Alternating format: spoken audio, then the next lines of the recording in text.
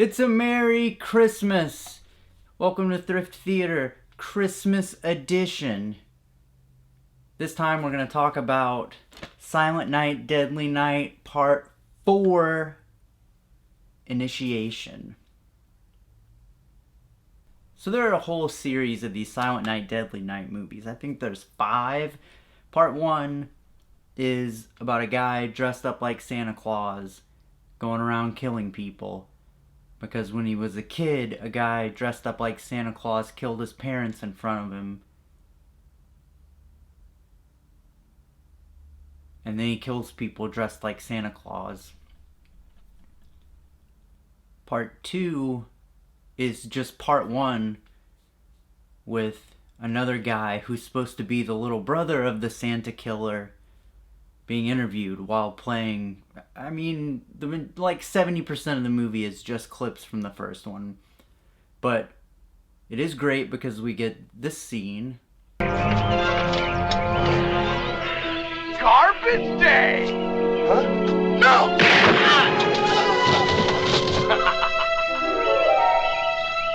Fucking love that. Love that movie.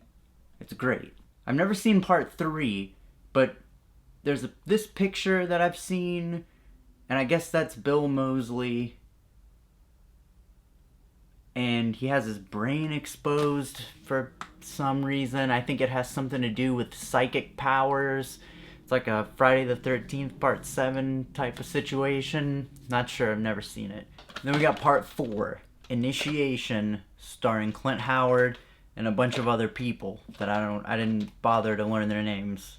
And then we got part 5, The Toy Maker, which I've also never seen. I guess it's like Puppet Master, just killer toys. I don't know. Now part 4 is a little different because it has absolutely nothing to do with Christmas at all, except that it's set at Christmas. Christmas takes up maybe 4% of the total runtime of this movie. But it's Christmas. There's a Christmas tree on the cover. So we're going with it. The tagline here is, "And if I die before I wake, thank you." What kind of tagline is that? It's like, don't see this movie, is what I take that as. Like, if you die before you see this movie, good for you. Jesus Christ.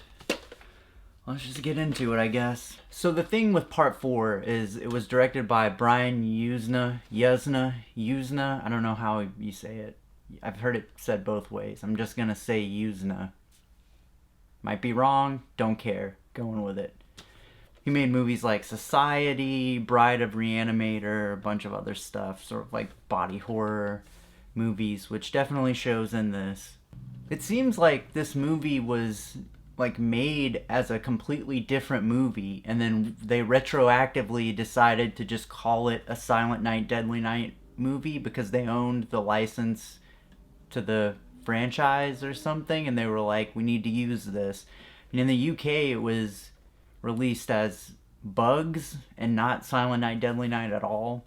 As I researched it, I found out that it's kind of like the reverse. Like, they asked Brian Yuzna to make a Silent Night, Deadly Night movie, and he wasn't interested in it, and he said he'd do it if they would let him do whatever he wanted, and they did. So he made it not about Christmas at all,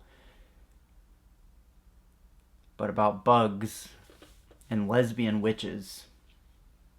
So I mentioned Clint Howard is in this. He plays Ricky, which, Ricky is the name of the little brother from part 2 who says this great line, Garbage day! I read that initially, like, this was written as a Silent Night, Deadly Night movie, and then, like, they gave the script to Brian Yuzna, and he was like, yeah, fuck all this, and just changed everything into Bugs movie.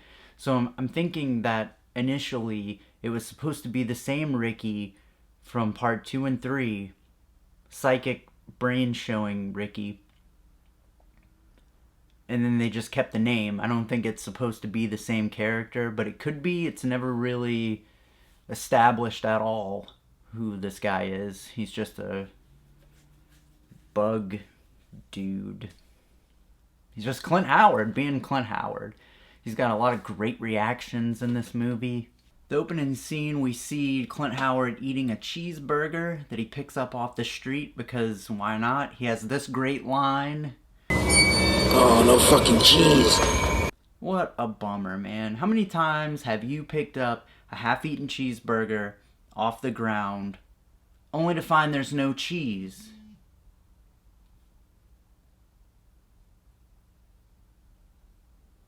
I mean, I know personally it's happened more times than I can count. It really sucks, so I feel for him on this one. So as he's eating this cheeseburger, he looks up at the roof and sees a woman just catch on fire and jump off of the roof. So the story, I guess the main character is this woman named Kim who works at this tabloid. I don't want to call it a newspaper, because it's a very small building and like 6 people work there. So I think that it's probably more like a Weekly World News or National Enquirer type of situation going on here. The boss is Reggie Bannister from all the Phantasm movies.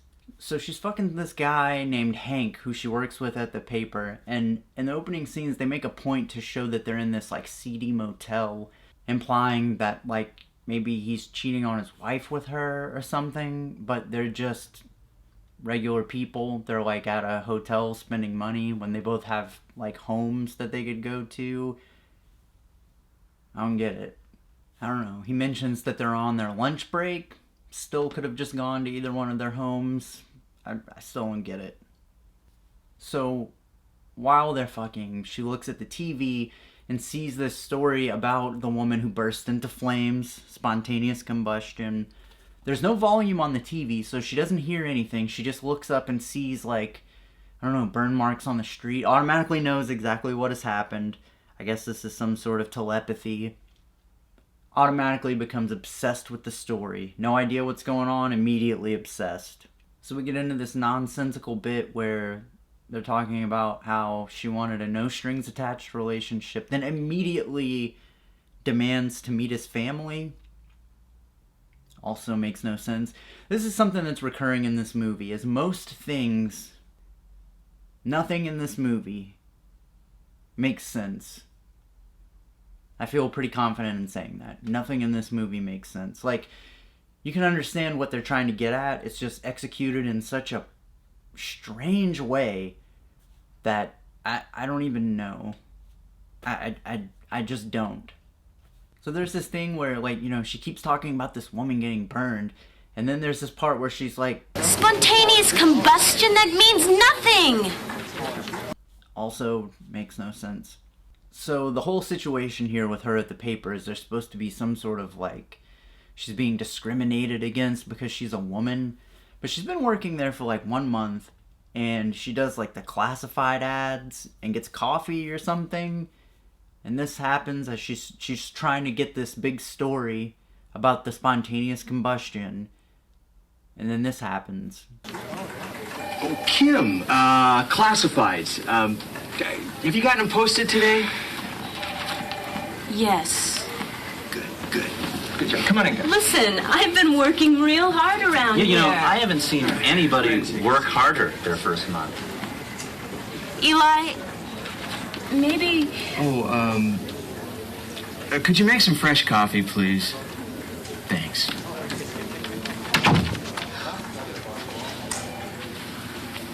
So I get that it's supposed to be like a sexist thing, but I mean, really, not because she's a woman, but I agree with Reggie Bannister here because she's been there for 1 fucking month.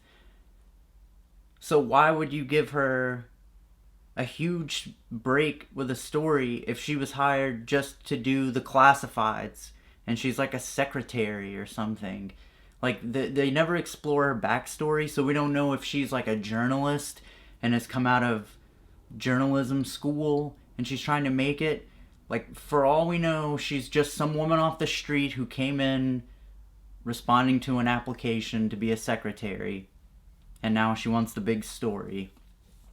Like, I get it. It's supposed to be sexist, whatever. She's a woman. She can't do the story. But like I said, executed in such a way that it does not make sense. It just comes off to me like she has a huge sense of entitlement. Like, I've been here a month, you should give me this big break because... I wouldn't. Would you? Would you say, here, take this story, woman who gets coffee and writes the classified ads, transcribes classified ads that people call in and give you word for word, lays them out. Here, take the huge story. No, probably not. They try to get into this sexist thing a lot. Like it's a big theme of the movie. Listen, I've been working real hard around You here. know, I haven't seen anybody work harder their first month. Only way to get anything around here is if you have a dick. Damn it, Janice, why do we need men anyway? Boys will be boys. Could be hooker, huh? He thinks all women are whores. So this is supposed to be like a big theme of the movie. But again, doesn't come off that way really, at least to me. So she shows up, she just decides she's going to do this story regardless. And she starts showing up and being like really rude to these people and just demanding to know what happened with no credentials at all. Just saying, hey, I'm here to find out what happened. Tell me now. Did you see it? Does not work. Did you see what happened last night? The girl who jumped? Did you see that? Check out this fucking chalk line, by the way, of the woman who burned and jumped. Like, the legs part is burned into the ground, so there's no need to chalk outline that part. Just stop, because there were no legs there. It's like, it's a big thing. Like, it makes no sense. But it is visually interesting. That's the thing with this movie, is a lot of the ideas and stuff are visually interesting. They look cool. Just make no sense. So she wanders into this bookstore to inquire, I guess, or find a book about, because there's a bookstore, so there must be books about spontaneous human combustion, because that's readily available in any bookstore. Clint Howard is creeping on her real hard, being super creepy, so just being Clint Howard, basically. Clint Howard does this, and then the creepy book owner lady comes and scares him off, and they get to talking. And then she gives Kim, the reporter, some dates. I guess they're dates that they don't show. I guess this is like an Indiana Jones type of situation with the poisoned dates. Bad dates. So then along with the spontaneous human combustion book, she gives her this weird Wiccan, like pagan Wicker Man book and invites her to a picnic the next day. Why don't you come to our picnic tomorrow? And this will be your invitation. Thank you. Followed by an awkward kiss, and then she leaves. She ate the date, leaves. So she works her way up to the roof of this building where the woman caught on fire and jumped. Clint Howard is up there being Clint Howard while she's doing this weird thing. I don't know what the fuck this is. She's just like standing on the ledge, putting herself in the shoes of the woman that jumped. Not sure how that helps. Maybe it's the date that she ate. Bad dates. Clint Howard gets this bug. The bug effects in this movie are really cool. They were done by Screamin' Mad George, who went on to direct The Guyver. In the opening titles, he's credited as surrealistic visual designer and not like effects artist. Also, just the opening credits in general are, I don't know. It seems like that title fits the opening credit scene in general, so why not just put it? Fuck it. There's also something in this movie where she's walking around and you'll notice like faces and skulls sort of like burned into buildings. And Brian Usna talked about it in an interview about how that's something they were trying to do. Very strange. Again, visually cool, but totally nonsensical. It's even on the back of the box. Like, look at that skull right there in the middle. Like, what? I don't get what the purpose of that is. So she goes home and she's got roaches in her sink on her dishes. And I assume this is just like a reoccurring problem because she has this roach spray right next to the sink that she sprays all over her fucking dishes. I get the feeling that she doesn't wash them very thoroughly. So it's never explained if this roach situation is supposed to be because the dates are taking an effect on her, turning her into a bug, driving her mad. Bad dates. or if she just has a bug problem because she's a disgusting person living in filth. I'm left to assume the latter. She's just a disgusting person. And she falls down, knocks the spaghetti on the floor. Remember that. Remember the spaghetti on the floor, because it becomes an important plot point later on in the movie. The spaghetti on the floor. Then the guy Hank calls her up while she's having this episode, and he asks about whether or not she's going to show up to meet his parents. She demanded to meet his parents, then isn't going to show up and acts all bitchy when he calls to ask her about it. She's just acting totally inconvenienced by the whole thing. Hey, Kim, Hank, where are you? My mom cooked this whole dinner. I can't believe you haven't called.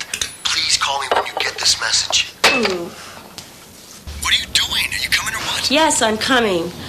I'm changing. 5 minutes.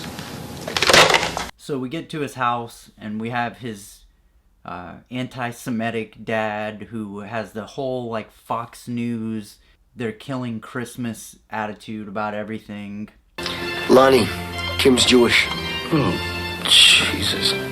Well, I think a woman's place is in the home, raising a family. Hanukkah and Christmas are just different holidays that deal with it in different ways. Bullshit. Gus. No, bullshit. Dad, that's a myth. It's an allegory. It's all relative. You know, it's the trouble with you kids today. You think everything is relative. Well, let me tell you something, pal. It is goddamned real. And you had better believe that. He's wonderful. He's just a great guy. So then she gets pissed off at him because he didn't stick up for her, because I guess when she wanted the spontaneous combustion story, Reggie Bannister gave it to him, the Hank guy, instead. So she's pissed that he didn't stand up and say, hey, give it to this woman. But she's worked there a month, and I'm led to believe that she didn't know him prior to working there. So they've been hanging out for a month at the most. So I don't understand why he's supposed to have an obligation to do this. You didn't even stand up for me. Then she just has this total meltdown about how she's going to do what she wants to do. I'm gonna do what I want, whether you like it or not. And I'm gonna do the story I want to do. You know, with an attitude like that, you're gonna lose your job.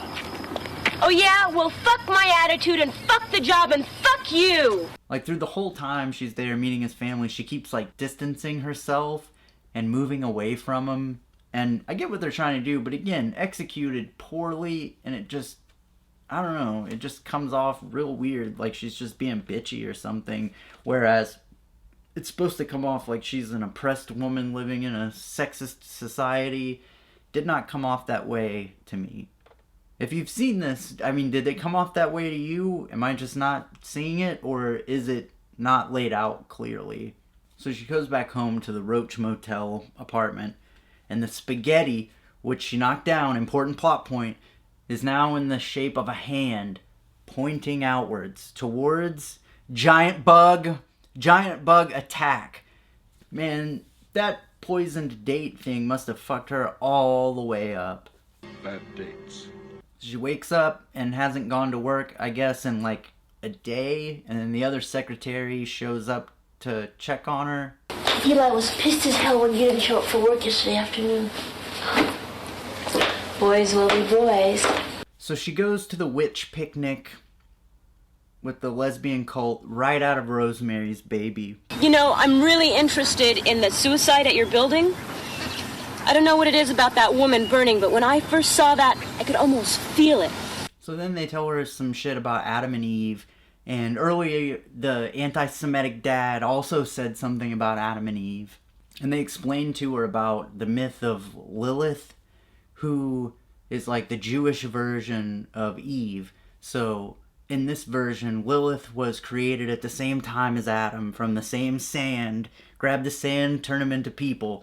So she's like an equal, right? And in the Christian version, Eve was made from the rib of Adam. Lily, she was Adam's first wife. She was made from the same dirt, or she wouldn't let him lay on top of her. You know, woman was made from the rib of man.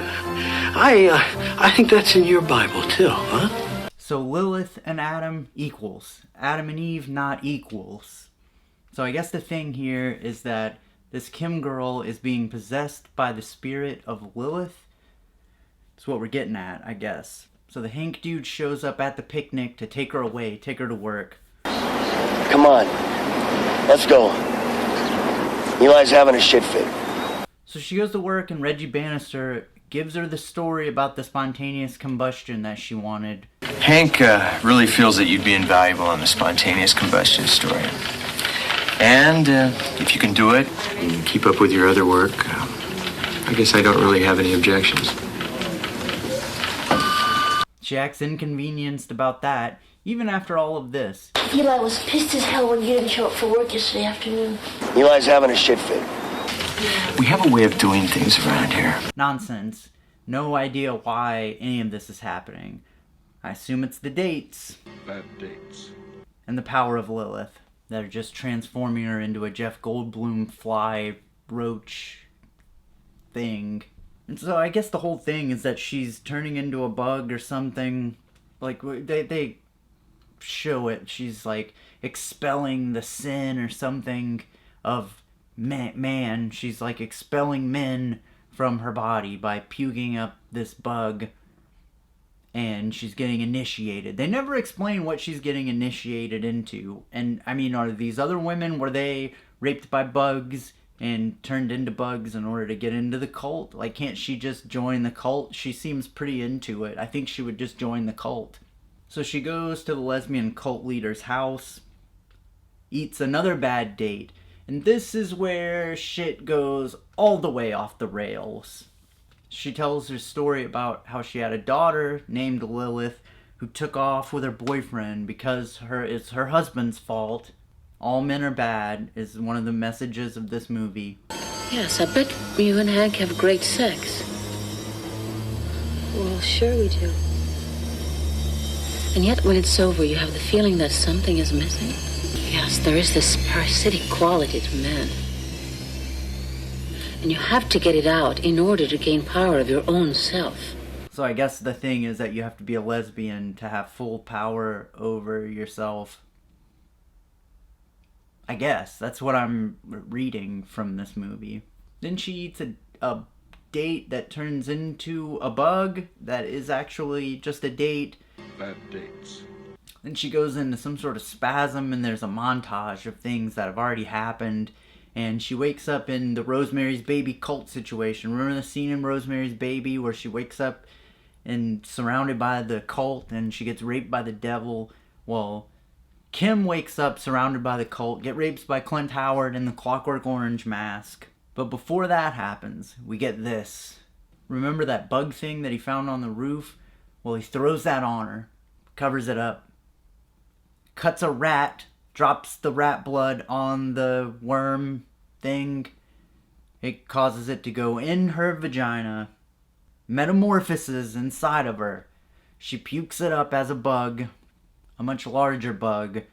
They cut that bug in half, pour the slime on her. She goes home and her boyfriend dude is sleeping in her house. Then she goes totally ballistic and goes into this. I want to fuck you while you're sleeping. Then Clint Howard just walks into the apartment, sits on the bed while they're fucking, turns on the TV, watches the original Silent Night, Deadly Night on TV. Santa Claus killer! Get the hell out of here! And the boyfriend dude starts poking him with a broom. Ricky bites him, stabs him to death. Don't fuck with me! It's like The Shining with a steak knife. This whole trip is like a weird Three Stooges skit or something. He was all over me. Killed Hank. I had to! He hit me first! I guess he's got a point. What are you gonna do? Not stab the guy with the steak knife? You gotta stab him, right? Poking you with a broom, you gotta stab the guy. Fuck it. Now, for no reason, the other secretary from the newspaper, also a member of the cult. So I guess this was all set up. Before Kim worked at the paper, they knew she was gonna work at the paper, come to check out the spontaneous combustion thing. All pre-planned, of course. Now she starts mutating into whatever this is supposed to be, like a cocoon, like a mermaid legs thing. I don't know. I guess she's supposed to be metamorphosing into this woman's daughter is the thing. But she just looks like a fucking mermaid. So then we find out that the woman's daughter who ran off with the boyfriend was actually the woman who burst into flames, jumped off the roof because she wasn't strong enough to puke up the bug, I guess. So now Kim has been initiated because she puked up the bug and expelled men from her and got rid of her fears through the bugs that she killed. I guess. I guess that's what's going on. I don't know. What did you do to me? Well, you did it, and we're very proud of you. You're one of us now. You free your men of the parasite of fear they bring us. Now they tell her that the thing for her, like the final initiation point, is that she has to kill the little brother of Hank, the dead boyfriend guy, who we saw him for 15 seconds earlier. Now she's got to kill him. She says no, goes to the tabloid Christmas party. She starts catching on fire, and I guess it's because she didn't finish the ritual. She's not strong enough, so now she's going to burst into flames like the woman at the beginning. So she agrees to kill the kid so she doesn't die in flames. Do what she says and it'll stop. Okay, I'll go do what she said. So she lures him out to the car while Clint Howard bursts in maniacally, kills the parents with Christmas lights, sets the house on fire. Merry Christmas. So now they're on the roof about to kill the kid. She decides she's not going to kill the kid. Stabs the witch cult lesbian leader and sets the kid free. Now the lesbian witch cult leader stabs Ricky, guts him, because why not, I guess. And then he's eaten by mutant worms, because of course. Then lesbian witch cult lady is stabbed with mutated hands. That's a thing in this movie, like the hands keep mutating. So it keeps reminding me of Society, another Brian Usna movie. And the other witches just kind of watch her burn. It's all over now. The fucking end. Merry Christmas. And that's Silent Night, Deadly Night 4. That's it. That's the movie. So I read a lot of interviews about this because I was really perplexed after watching it, and it made my head hurt. So I had to find some interviews with Brian Usna and find out something. And I guess the situation is, after he directed Bride of Reanimator, the guy who produced that had just got the rights to the Silent Night, Deadly Night franchise. Asked Brian Usna to direct the sequel. He didn't have any interest in doing a Killer Santa movie or a Christmas movie. And the producer guy didn't like horror movies at all. So I don't think he really gave a fuck what he did. He just said, do whatever you want, as long as it has that title so we can exploit it and make some money. And I guess it did make money. It was a direct-to-video thing. But I mean, they say that if you want to make money surefire on a movie, make a horror movie, because horror fans will watch it no matter what it is. I guess that's kind of true. I mean, we're watching Silent Night, Deadly Night 4. Later on, he said that he regretted a lot of the choices that he made, and that he tried a lot of things and they didn't work, and that he wished he would have made just the Killer Santa movie or a Christmas movie. And he kind of, I guess, got to redeem himself with that, because he came back to write Part 5, The Toy Maker. Didn't direct it, but he wrote it, got the Christmas movie out of him. Then he says this in an interview that I found. I know it's not a very watchable movie, but it's one of the most ambitious films I've ever made. And I would agree with that. I mean, this is after he made Society too, and this is his most ambitious movie according to him, so that's saying something if you've seen Society. I mean, a lot of the things in this movie do look cool, and there are a lot of funny parts, but it just is executed in a way that doesn't make sense, because it isn't explained at all. But the thing is that he tried. Like, he really went for it with this. It didn't work out, and he admitted that, but, you know, he really tried. And that's what makes a good bad movie, is somebody that tries to make a good movie and it just fails. It's incomprehensible and it's stupid, but I actually really liked this movie. I enjoyed it. It was a fun movie. But I don't know. I would recommend it. I'd say check out Silent Night, Deadly Night 4. It's a fun movie. It's a stupid movie, but you'd probably have fun watching it. So there we go. Merry Christmas. To like and subscribe and all of that, and I'll have another video soon. I'm gonna do more. I haven't done one in a while because I moved and I've just had a lot going on this year, and I didn't want to like force myself to do this because I only want to do it when I want to and have fun. But anyways, thanks for watching, and I'll see you guys next time. Merry Christmas.